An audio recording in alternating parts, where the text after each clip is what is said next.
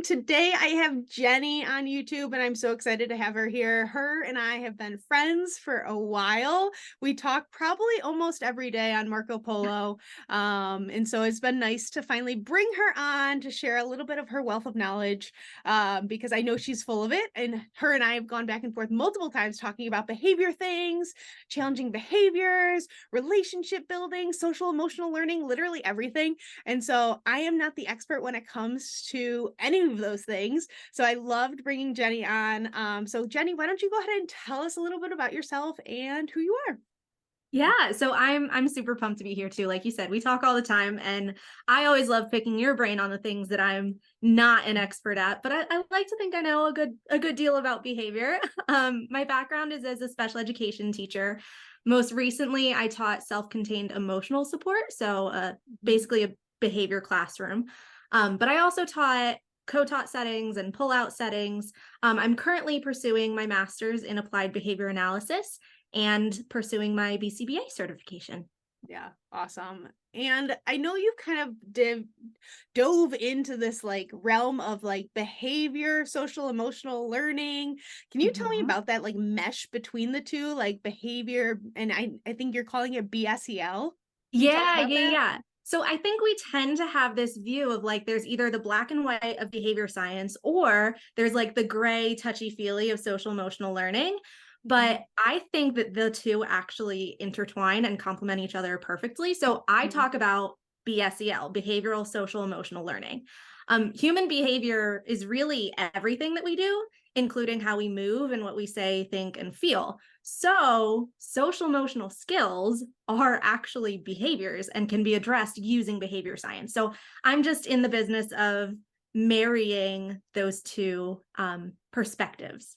Yeah, and I was most recently a middle school teacher, so yes, a lot of that kind of came into it of like, is it social emotional? Is it internal? Is it what's going on at home? Is it like, or is it like the behavior? Is it related to their disability? All of those things that kind of mesh together and get like gray, like you totally Yeah, said. yeah. It's not either or, it's both and. It's one of Yeah, those, it's all of the above, right? And yeah. so we have to look at students and whether it's their behavioral, social, or emotional needs as a holistic thing. Yeah, I love that.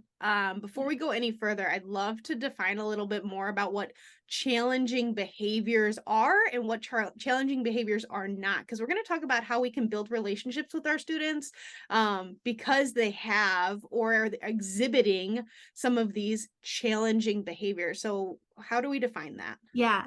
So in my work, I define challenging behaviors as any behavior that serves as a challenge or poses an Mhm. obstacle to the goals of the things that we want to accomplish. So, Mhm. in a school setting, I consider the goals to be safety, learning, and connection. We can all agree we want our Mhm. students to be safe, we want them to learn, and we want them to build healthy connections with others. So, challenging behaviors or any behaviors that they might exhibit that get in the way of that. Love that. Now, on the opposite side, we have supportive behaviors. And I don't think we talk about supportive behaviors enough, but those Mhm. are the behaviors that we want to see more of that move us towards our goals of safety, learning, and connection. Love that. Can you say that one more time? Supportive behaviors is what we're calling Yeah. this? Mhm. Okay, So, cool. supportive behaviors are the behaviors that we want to increase because they're the behaviors that move us towards our goals of safety, learning, and connection at school. Got it. I love that you're not calling it positive behaviors. Like you're calling it Yeah. supportive. Like what like you said, the opposite. What are we replacing or trying to get towards, Mhm. um to move away from those challenging behaviors that we might be seeing? I did Yeah. just take a course, that was explaining more of like the challenging behaviors are like disruptive to the environment, Mhm. impactful for the student or others in their environment. Maybe it's more physical harm types of things. And so like I love the way you're shaping that to be different of like what is impacting the learning and what is more, um, for the student specifically, versus like, oh, they're disruptive. I hate that word, Yeah. Yeah. because Yeah. me blowing my nose can be very disruptive to others, but like I wouldn't call it a challenging behavior, right? Right, right. And even considering context, right? Like if you have a student who they're sitting in your class and you're teaching a lesson and they're talking to your peers, well, in that context, that could be a challenging behavior. It's Mhm, disrupting the learning of people.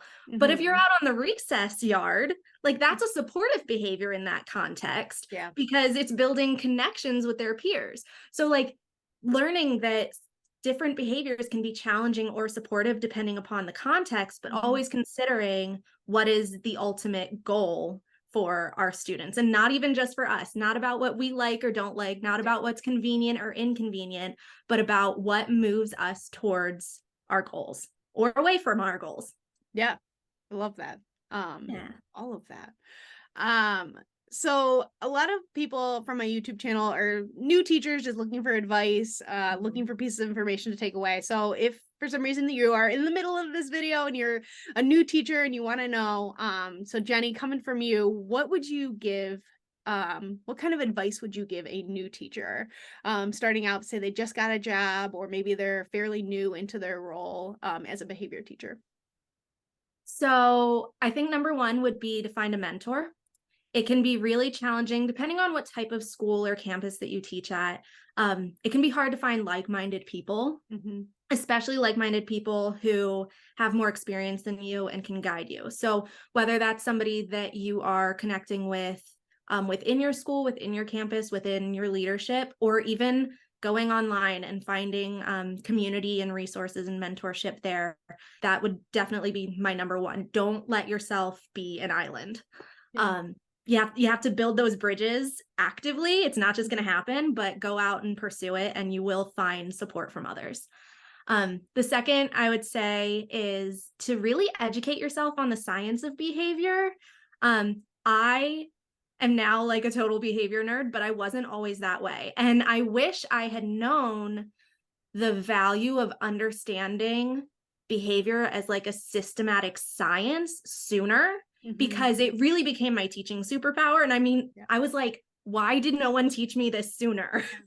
So, when people think of ABA, they often think of like therapeutic treatment for autistic individuals, but that's really not all the ABA is. That's one little tiny Mhm. piece. So, if you can go out and learn more about the science of behavior, it'll give you the skills to be able to support the behaviors of students in your classroom. And then the last is, I would say, to prioritize self care. Like this work is really stinking hard. And we're going to talk more about that as we talk about like building relationships with these Yeah. students. It's not easy by any stretch. But when you advocate for yourself, you are putting yourself in the best position to serve your students. And Mhm. so, therefore, you're advocating for your students too. So, doing right by yourself will ultimately make you a better teacher. Yeah. All those things. I think I would agree. As a new teacher, whether you're a behavior teacher or not, all those things can be super helpful. It's just like putting in time to do the research, to learn Mhm. more about your field, um, to find somebody to chat with about things. If you are looking for a mentorship program, I do have a mentorship program for self-contained teachers. And this YouTube channel is another way that I try to bring some of that information, for that community, for our community, Yeah. just to try to continue to improve our own practices. But yes, and then most importantly, take care of yourself. Finding that balance. I know your podcast does a lot of finding that balance of, Yes. um, being a teacher is awesome, but also taking care of ourselves is even more awesome, and doing the things that we love. So yeah, make sure to listen to Jenny's podcast. I'll leave the link below, if you're looking for that. So, tell me about when you build relationships with your students from the beginning of the year. Like, where do you start? How do you start those things? Because, yes, we all know we got to go through the routines and the expectations and all the things that we Mhm. need to do as a teacher. But what does it really look like to build relationships with your students, especially those that might be exhibiting some of that challenging behavior early in the year? Mhm.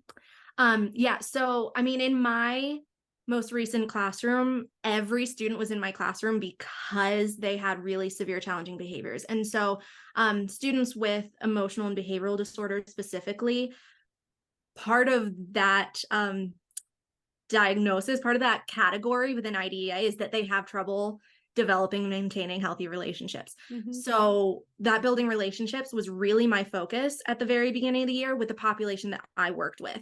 But I think regardless of what population you work with, it has to be the priority. And so for me, my goal was really twofold at the beginning of the year. I wanted my classroom to become a place that they wanted to be, and I wanted me to become a person they wanted to be with. Mhm. And that was my overarching goal. If I could get it so that they wanted to be in my classroom or they wanted to be with me, and that even extended to wanting to be with the other staff in my room, like paraprofessionals or Mhm. related services, or extending to peers and doing a lot of team building and making it so that they enjoy being around their classmates. That always served as the foundation. Um, that does not mean that my goal is for every student to like me. I think Mhm. that's something we often get wrong in the process of building relationships.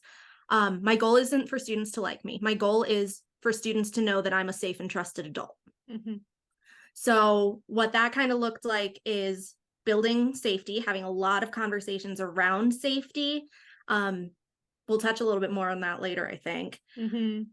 Making sure that my classroom is very predictable place. I mean, think of a haunted house, right? What makes a haunted house scary is that you don't know what's coming around the next corner. Mhm. So if you want to build relationships with your students, let your students know what's coming around the next corner, Mhm. whenever you possibly can.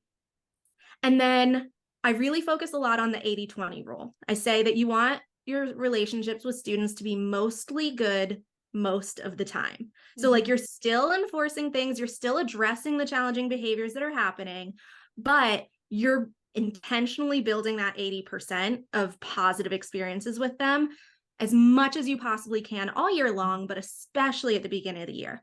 I don't introduce new demands or new skills above their instructional level until I have a relationship in place with them. Because then when I start increasing, whether it's the academic demands or the behavioral demands or whatever it might be, if I don't have that safe, trusted foundation to build on, then it's not going to work. So starting at their independent level at the beginning of the year and then introducing those new skills, whether they're behavioral, social, emotional, or academic skills, Mhm. after you already know them as human beings is really going to help them be successful as students. Yeah, and I completely agree with all of that. I did the same thing because it would take weeks for me to get their Mhm. trust and understand that I am a safe person. They can come to me and tell me things, whether they're scary, whether they're mean, whatever it was. And then, yes, when there was that big moment that maybe impacted our relationship a little bit, maybe I had to put a demand or an expectation there. Or, just something had happened that maybe ruined that relationship for that moment. Like, I did. I took the time to build that therapeutic rapport back and go, "Hey, like, that was a tough Mhm. moment. I'm sorry I exploded," or "They're sorry they did that," or whatever it was that happened. But that was so impactful. And I feel like our relationships became stronger when I did take that extra time to build the moments to be like, "Hey, that student had a difficult day, but I kept everybody else safe, and, I will Mhm. continue to keep everybody else safe."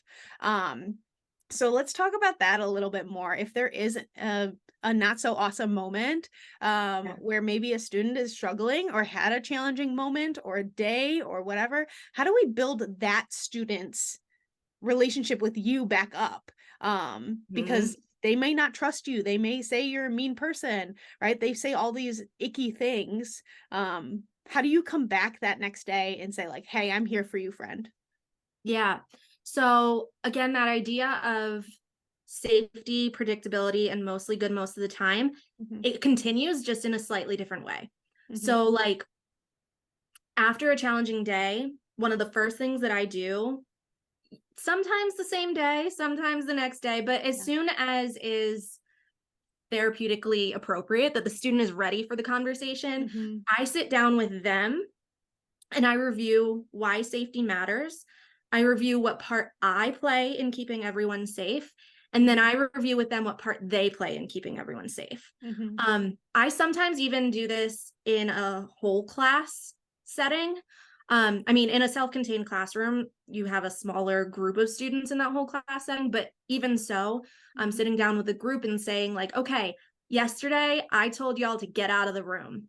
This is why I did that. I couldn't explain it in the moment, but my job is to keep you safe. And so when I say you need to leave right away. Mhm. Um, but no, this is why I'm saying that. This is why I'm responding this way. This is why you might notice, Mhm. certain things. So being very open with them about that, I think starts to rebuild that safety and that trust, but including the student who might have had that challenging day in those conversations welcomes them back not only to me, but to the classroom community as a whole. Mhm. So making sure the whole class is on board with, okay, we know that this was addressed. This is how we're working together. And then that safety kind of feeds the predictability. So having a predictable behavior plan in place, communicating that clearly with the student so they predictably know, okay, if you do this again, these are the things that are going to happen. Mhm. And if you don't do this, if you engage in a supportive behavior, then this is the consequence that's going to happen from that. And having it kind of laid out for them, um, once they know that they're safe with you, once they know that you're not mad at them, Mhm. once they know that you care about them, then Mhm. saying, okay, here's how we move forward in a predictable way. And letting them know that you're going to follow through, not just saying, I expect you to, I don't know, keep your hands to yourself, but saying, here's how we're going to teach you this. Here's how I'm going to reinforce this. Here's what I'm going to give you to help you with this. What do you think might help you keep your hands to yourself? When you feel angry, what can you do to help yourself? And how can Mhm. I help you help yourself? Yeah. Um, so really, really that predictability and having those conversations about what can they expect? What is their role? What is my role? Mhm. And then once you have that safety back in place, once they know what's going to happen going forward, come back to that 80/20. Those hard days can feel really, really, really big. So Mhm. to be able to balance them back out to this 80/20, that 80% positive to the 20% maybe not so positive, Yeah. um, finding time and space to integrate positive experiences no matter what the day before held, whether that's talking about, a preferred topic, whether that's having a little class dance party, whether that's Mhm. joining them for recess, just purposely and intentionally making time to enjoy being around each other is going to help them, but it's also going to help you kind of repair um your perspective of them too. Oh, like, yeah, I had a really Mhm. bad day with them yesterday, but we had a really positive experience today. And so it kind of tells us as teachers, all right, we're moving forward. Yeah, I think that's always really hard, as teachers is to bounce back too. Like, yes, we can support our students through the bounce back process, but like teachers sometimes hold on to it like I did something wrong or I could have done something better. And so, whether Absolutely. you're a teacher or a paraprofessional, like what advice do you have for a staff member who maybe is having a hard time bouncing back with like working with a student who maybe had some challenging behavior that day before and now the next day we have to come back in and do it all again, and what if that happens again, right? We get all anxious, but what can we Yeah. do as educators to either support our team to feel safe or like Mhm. ourselves to feel a little bit more safe? Yeah. So, I mean, the tough part is that challenging behaviors don't occur in a vacuum. And whether we want to admit it or not, they legitimately affect us. I mean, Hmm. whether that's just inconvenience or frustration or exhaustion or, I mean, even traumatizing. Like, I've experienced some really traumatizing experiences involving students. And so acknowledging that rather than saying, oh, it's fine, it's just part of the job. Like, when we minimize those experiences, they build up. They really, what we're doing is we're experiencing something that's aversive, and aversives affect us over time. They can affect our mental health, they can increase burnout, all that kind of stuff. So we can't pretend like it's not happening. We can't pretend Hmm. like we're not affected by it. That, to me, that's probably the first place to begin, is Yeah. acknowledging just how much these things can affect us. And validating that experience in the staff around you can be really, really powerful too. Not just Mhm. coming the next day and pretending like nothing happened, but saying, like, hey, how are you doing after yesterday? Hey, do you want Mhm. to work with a different student today? Hey, what can I do to support you as we move forward?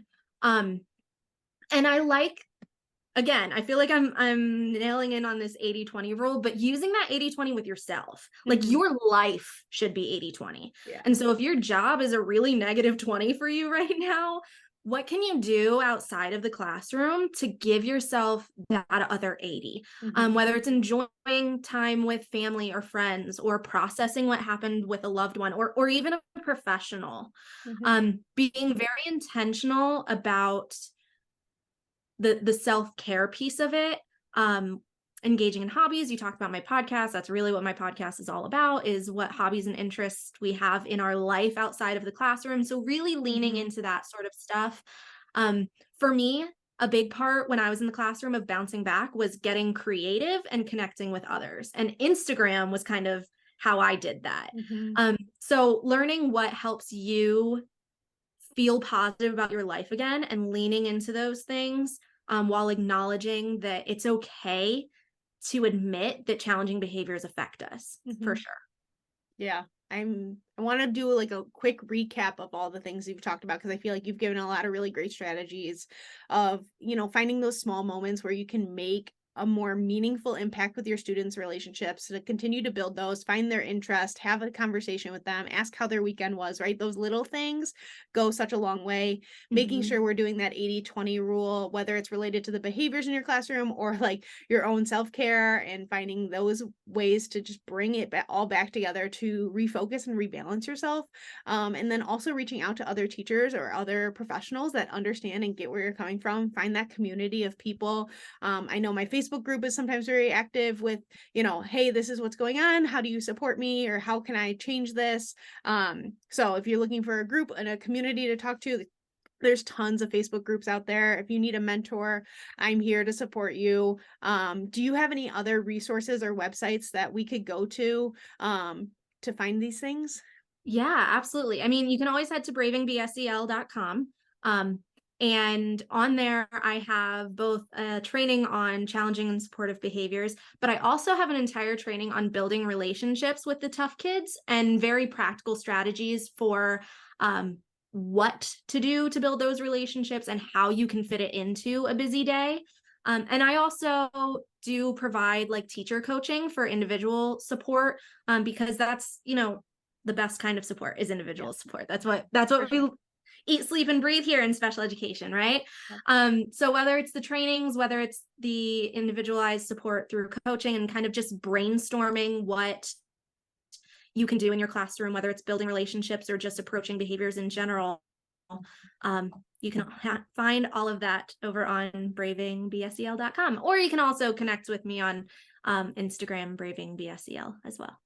Yeah, and of course, I'll leave all of Jenny's links below, her website, her Instagram, any ways you can contact her, and then I will make sure that you can find all those things that we've talked about in today's episode to just kind of check it out for yourself if you need to. Of course, you can always comment and ask questions too.